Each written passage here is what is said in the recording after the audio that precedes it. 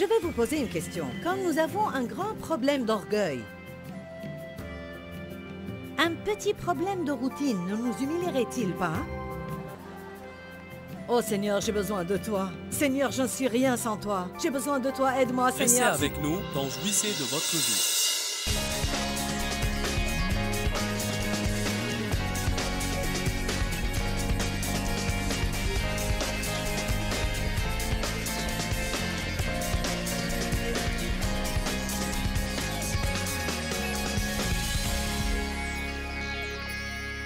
On va parler ce week-end de la nécessité d'être content et satisfait. Et je vous dis, si vous n'avez pas besoin de ce message, je vais le prêcher pour moi-même ce week-end. Car je crois qu'on se sent tous de temps en temps touchés et accablés par l'esprit de mécontentement et d'insatisfaction. Bien qu'il y ait toujours quelque chose que nous voulons dans notre vie, nous oublions de nous réjouir là où nous sommes dans notre cheminement vers le but. Est-ce que vous êtes d'accord avec moi que nous avons un problème continu? On est bien pour un certain temps, puis quelque chose arrive et le diable nous prend au dépourvu.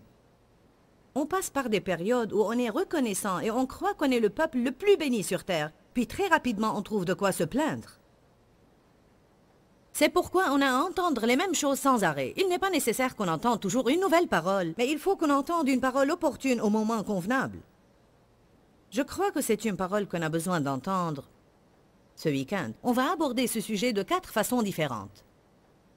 Dans l'un des messages, on va parler des moments choisis par Dieu et comment on se sent mécontent vis-à-vis du temps choisi par Dieu. Je vais intituler ce message « Je suis pressé, mais Dieu ne l'est pas ». On va parler précisément de notre mécontentement de nous-mêmes et comment on veut toujours être ce qu'on n'est pas ou on veut toujours être comme quelqu'un qu'on connaît et comment on a besoin d'être satisfait de nous-mêmes. Si vous n'êtes pas satisfait de vous-même, vous n'allez jamais être satisfait de personne. Vous ne pouvez pas donner aux autres ce que vous n'avez pas. Je dis toujours aux gens, vous n'allez jamais échapper à vous-même. Vous n'allez jamais échapper à vous-même. Je veux dire que vous êtes avec vous-même tout le temps. Si vous êtes des gens mécontents de vous-même, pensez alors à la vie misérable qui vous attend. J'ai écrit ici dans mes notes ce que je vais dire tout d'abord. Je crois que notre mécontentement est une insulte à Dieu. Puisque j'aime Dieu et que je ne veux jamais faire quelque chose qui l'insulte ou bien qui attriste le Saint-Esprit, c'est une bonne façon de voir les choses. Quand je me sens mécontente, quand je murmure et quand je me plains, j'insulte le Seigneur, je l'attriste. Parce qu'il dit, je suis en charge de votre vie, j'ai un bon plan. Je transforme le tout pour votre bien. Mes voix et mes pensées sont élevées au-dessus de vos voix et vos pensées. Vous ne savez pas ce que je fais, mais ayez confiance en ce que je fais. Et il veut de nous qu'on agisse comme si on croit ceci. Et non pas qu'on trouve toujours de nouvelles choses envers lesquelles on sera mécontent. Le royaume de Dieu offre des avantages. Un de ces avantages est le privilège d'être content et satisfait, même quand les circonstances de notre vie ne nous conviennent pas. 1 Timothée chapitre 6, verset 6. C'est en effet une grande source de gain et de profit que la piété accompagnée de contentement, car le contentement qui est une suffisance intérieure est un gain abondant. Car nous n'avons rien apporté dans le monde, et il est évident que nous n'en pouvons rien emporter. Si donc nous avons la nourriture et le vêtement, avec cela, nous devrons être satisfaits. Je vous assure qu'il n'y a aucune personne dans cet endroit qui se contenterait avec la nourriture et le vêtement. Car nous les avons tous. Cela ne veut pas dire nécessairement que Dieu est en train de dire « c'est tout ce que je veux que vous ayez ». Mais il dit que même si on n'a que les choses essentielles dans la vie, cela devrait être suffisant pour qu'on soit heureux. Si vous visitez quelques endroits que nous visitons pour prêcher, vous saurez tout de suite pourquoi cela est mentionné ici, car croyez-le ou pas, certains peuples dans le monde, s'ils avaient seulement cela, ils penseraient qu'ils sont totalement et complètement riches. Je viens de rentrer d'un pays du tiers-monde. Et jusqu'à présent, je hoche la tête avec incrédulité quand je vois comment certaines personnes ont à vivre. Je vous dis la vérité absolue. Il y a des gens dans le monde aujourd'hui qui vivent dans des conditions inhumaines. Je parle de vivre dans la saleté, dans la misère et dans la faim. Ils portent des guenilles et ils n'ont pas de l'eau propre pour prendre un bain. Et je vous dis que je me sens vraiment reconnaissante quand je prends un bain chaud dans de tels endroits. Amen. Le contentement et la satisfaction sont des avantages du royaume. Et on a besoin d'être secoué de temps en temps pour qu'on reprenne le bon chemin. Je ne crois pas qu'il y a quelqu'un ici qui n'a pas entendu un tel message. Mais parfois on s'écarte du chemin étroit et on suit le chemin large. Et c'est de cette façon que Dieu nous remet sur le bon chemin. Alors nous allons subir un ajustement ce soir, ok? Un ajustement par l'esprit. Regardons un peu le côté négatif de ceci. Mécontent, malheureux, triste, insatisfait, sens de ressentiment. Une vie insatisfaisante, une vie qui ne fait pas plaisir à la personne. De différents sentiments qui révèlent le mécontentement. En fait, cela tourmente la personne. Être content, être satisfait est vraiment une source de joie. Mais être mécontent est une source de peine et de tourment. On sait cela, mais cependant, parfois, il est difficile de l'appliquer. C'est ridicule d'être contrarié par des choses que vous ne pouvez pas changer. Je crois que c'est ce qui nous énerve vraiment, ne pas pouvoir changer les choses. Le point essentiel, c'est que la plupart de nous aiment contrôler les situations. La plupart de nous aimeraient être de petits Saint-Esprits qui essayent tout le temps de faire ce que Dieu seul peut faire. Plusieurs d'entre nous étaient en train de discuter aujourd'hui au déjeuner. Des amis à nous qui sont venus pour la réunion. Et Dave et moi étions en train de dire comment on aimait régler les choses. On aime arranger nos enfants.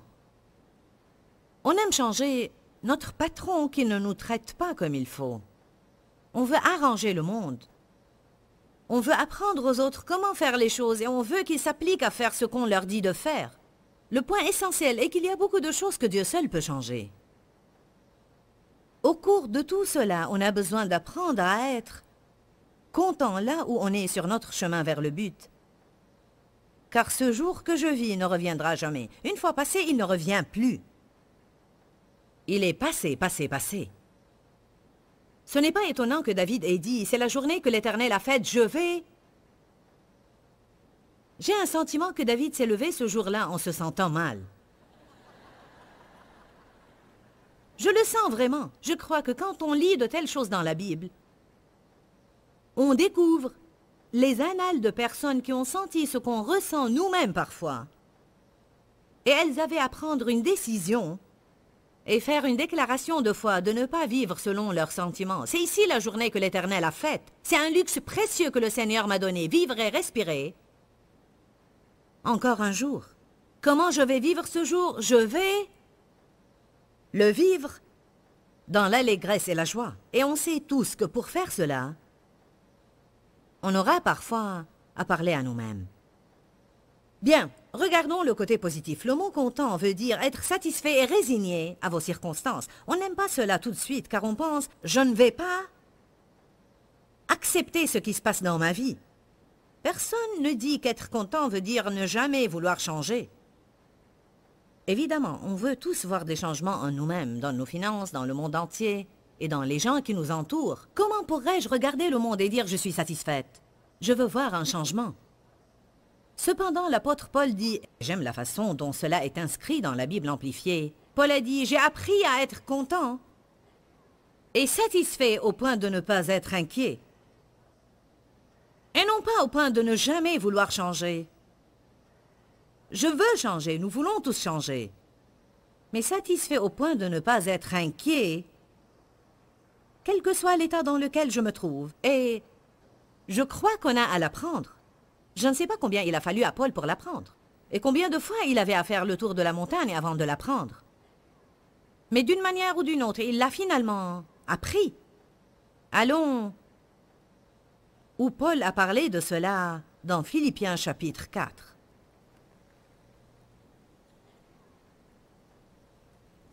Une des caractéristiques de la chair, c'est que dès qu'on commence à parler d'être satisfait là où on est, elle veut piquer une crise. Du moins, ma chair le fait parfois. Est-ce que votre chair aime piquer une crise?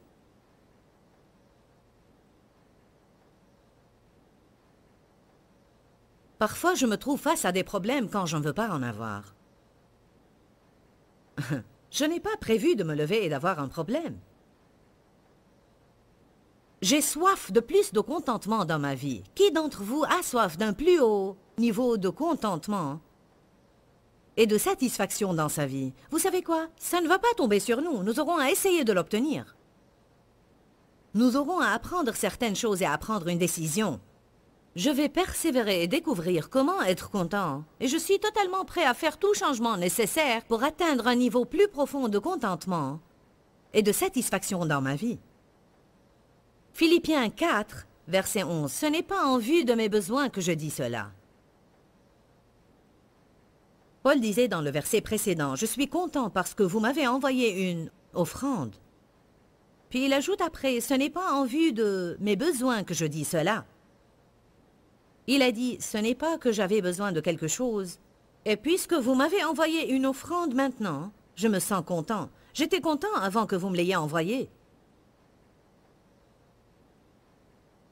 Parce que j'ai appris à être content et satisfait au point de ne pas être inquiet ou troublé, quel que soit l'état où je me trouve. Je sais vivre dans le dénuement, je sais vivre dans l'humiliation et dans la gêne, je sais aussi vivre dans l'abondance, et je sais jouir de la postérité. En tout et partout, j'ai appris le secret. Dites tous, le secret. Paul, nous te prions de nous dévoiler ce secret. En tout et partout, j'ai appris le secret de m'accommoder à toutes les situations et à toutes les circonstances, que je sois rassasié ou que j'ai faim, que je connaisse l'abondance ou que je sois dans le besoin. Puis on arrive à l'écriture qu'on lit.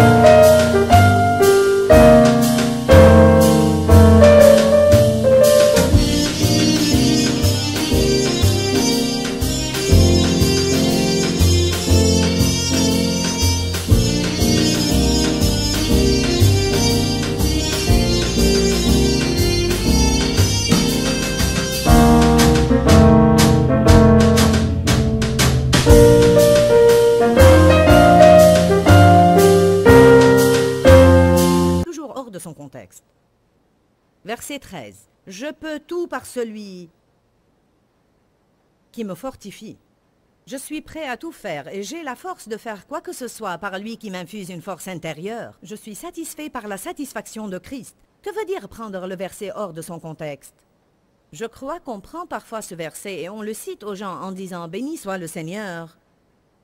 Si vous voulez vraiment avoir un ministère mondial, vous pouvez certainement l'avoir. Non, vous ne pouvez pas l'avoir si Dieu ne le veut pas.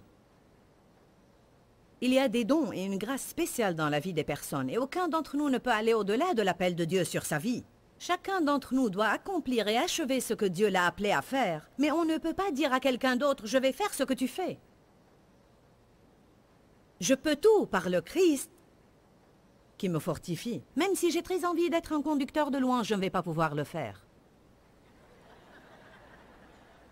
Ça ne va pas réussir. Au début de mon ministère, j'ai décidé non seulement de prêcher, mais de chanter aussi.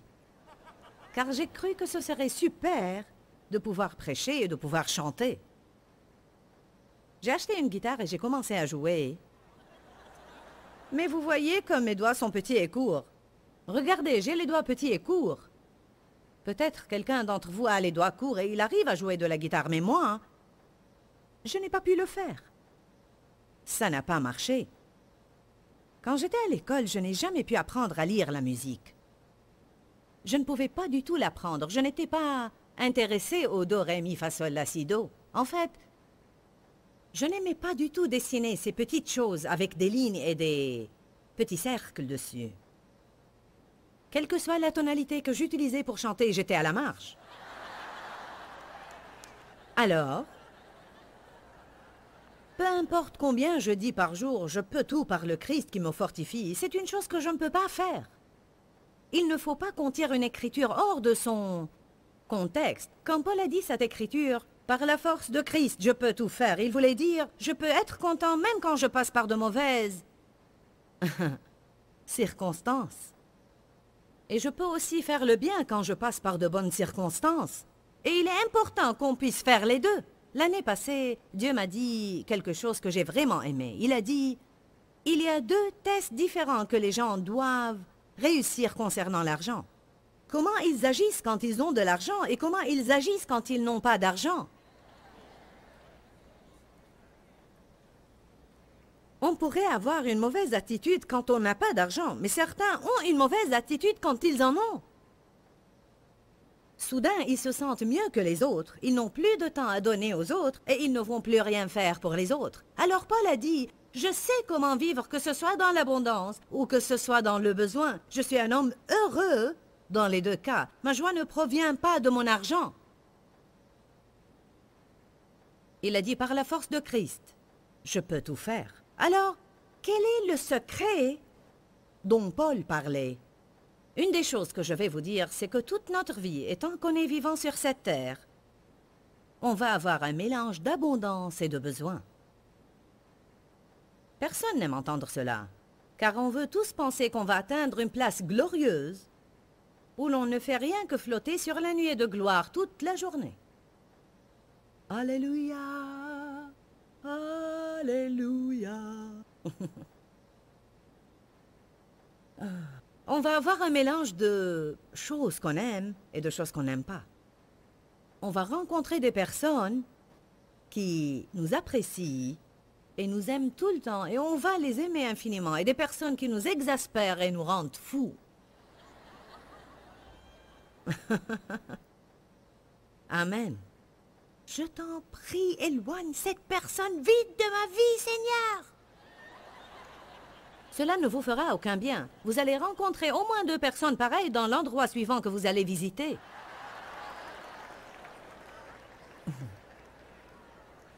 Amen. J'ai lu cela dans Philippiens 4 et le Saint-Esprit m'a arrêté. Et ainsi, j'ai commencé à apprendre une partie du secret. J'étais en train de lire, Paul a dit, je suis content et satisfait que je sois dans le besoin ou l'abondance. Dieu m'a dit, c'est comme ça que je maintiens l'équilibre dans la vie de mon peuple. Quoi? Équilibre, c'est comme ça que je maintiens l'équilibre. Puis j'ai vu cela dans l'esprit. J'ai vu comme une balance dans laquelle vous mettez un peu de choses de ce côté, et elle tend vers ce côté, puis vous mettez un poids égal de l'autre côté pour atteindre l'équilibre.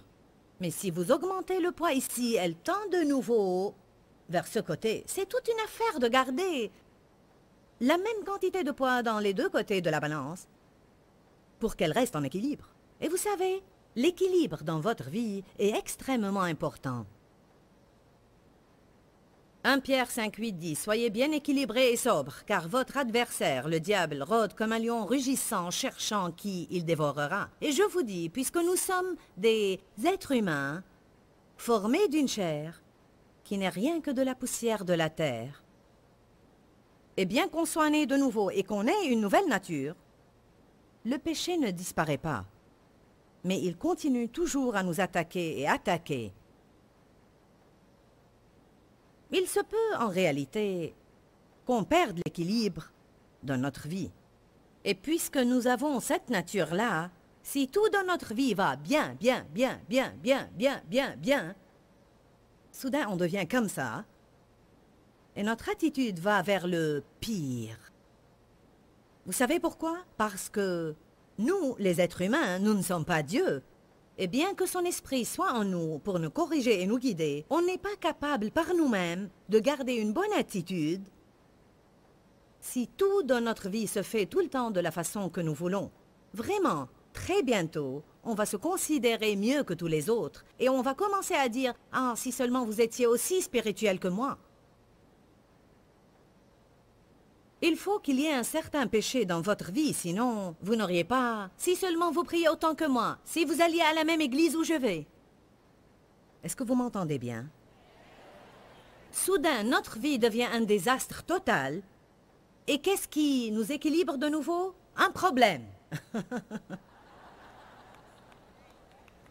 Je vais vous poser une question. Quand nous avons un grand problème d'orgueil, un petit problème de routine ne nous humilierait-il pas? Oh Seigneur, j'ai besoin de toi. Seigneur, je ne suis rien sans toi. J'ai besoin de toi, aide-moi Seigneur. Si tu ne m'aides pas, je ne sais pas ce que je vais faire. Puis une personne blessée arrive et vous raconte ses problèmes. Mon enfant a des problèmes et ceci et cela. Oh, alors, on aura une compassion pour eux et on s'apitoiera sur eux. Mais quand tout va bien dans notre vie, on fait comme le pharisien. Je jeûne et je donne la dîme.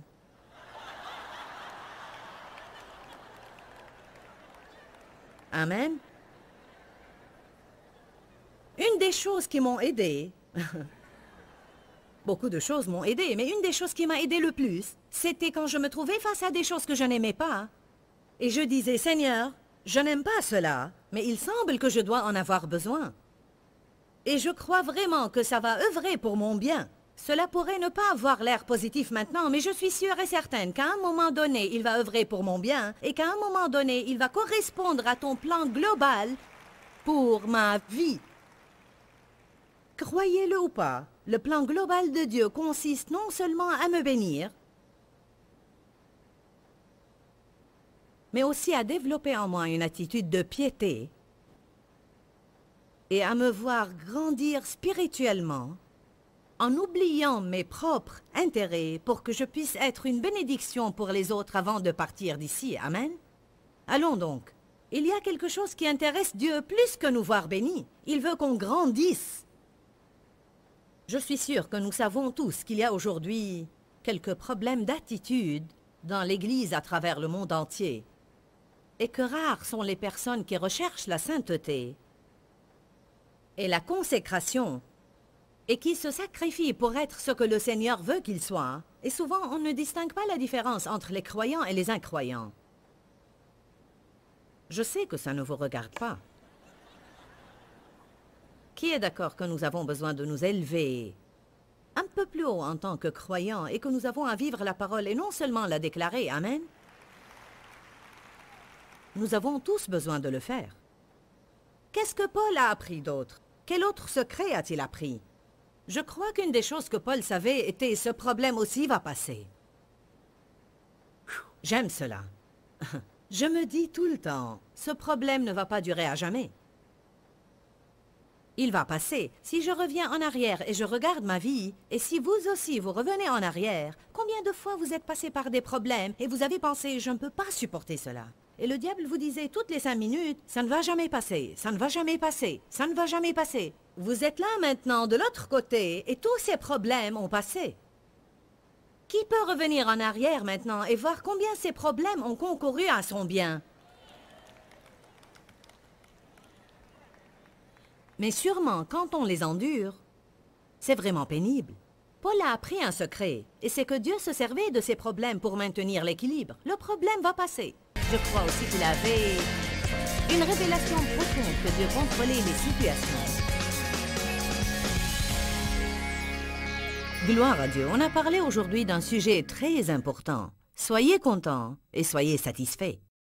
J'ai passé une longue période de ma vie sans être contente et sans être satisfaite, et il est misérable de mener une telle vie. Je crois que j'en suis arrivée au point dont Paul parlait quand il a dit qu'il avait appris à être content et satisfait. C'est une chose que vous apprenez, une décision que vous prenez. Personne d'entre nous ne va être content et satisfait parce que nos circonstances nous conviennent, mais nous pouvons prendre une décision. Bon, faites attention, je parle d'une décision ici. Nous pouvons décider de nous contenter par ce que nous avons, sachant que Dieu va toujours suffire à nos besoins. Je ne sais pas par quelles circonstances vous passez maintenant. Je ne sais pas par quel genre de choses vous passez maintenant, mais je suis sûre que plusieurs d'entre vous passent par des choses extrêmement difficiles. Vous pourriez me dire, bon Joyce, comment pourrais-je être content? Comment pourrais-je être satisfait? Je ne vous dis pas que vous devez être satisfait jusqu'au point de ne vouloir aucun changement dans votre vie. Nous voulons tous voir un changement dans notre vie, mais je vous dis que c'est ici la journée que l'Éternel a faite. Il vous a donné cette journée. Ne la gaspillez pas. Pourquoi Seigneur, pourquoi? Dans ce livret, Joyce Meyer nous enseigne à travers la parole comment être délivré de la confusion. Pour obtenir ce livret gratuitement, écrivez-nous à Joyce Meyer, boîte postale 40095-6300 Larnaca, Chypre.